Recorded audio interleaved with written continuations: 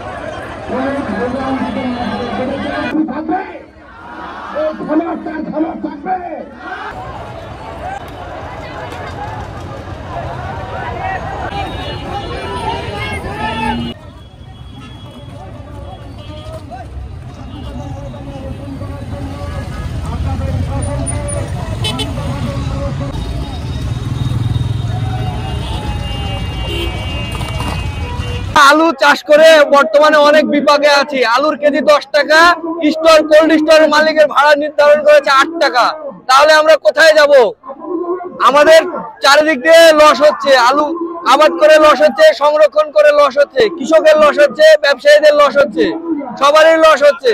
এই জন্য আমরা এর প্রতিবাদে দেওয়ালে পিঠ থেকে গেছে। এই জন্য আমরা সবাই একটা আন্দোলন করার জন্য, নির্দিষ্ট ভাড়া নির্ধারণের জন্য আমরা রাস্তায় প্রতিবাদে নেমেছি। কৃষকের ভাড়া বৃদ্ধি হয়েছে, সেজন্য আমরা রাস্তায় এসেছি। সকল কৃষক আলুর ভাড়া ছিল 4 টাকা, এরা কি জন্য 8 টাকা করলো? স্টোর কর্তৃপক্ষ মালিক।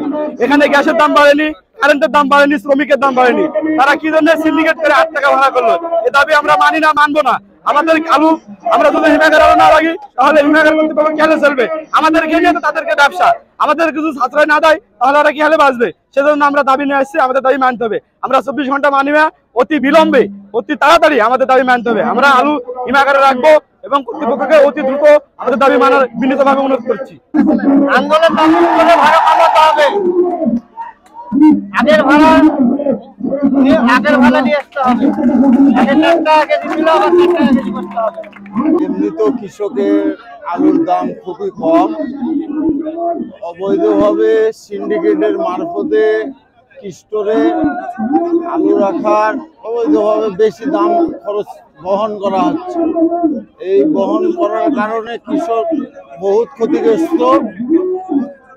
এর কারণে আজকে রাস্তায় আলু করে আছে। এই কৃষক যদি না বাঁচে তাহলে দেশ বাঁচবে না, দেশ না বাঁচলে কৃষক বাঁচবে না। অতএব দেশ বাঁচাও, কৃষক বাঁচাও।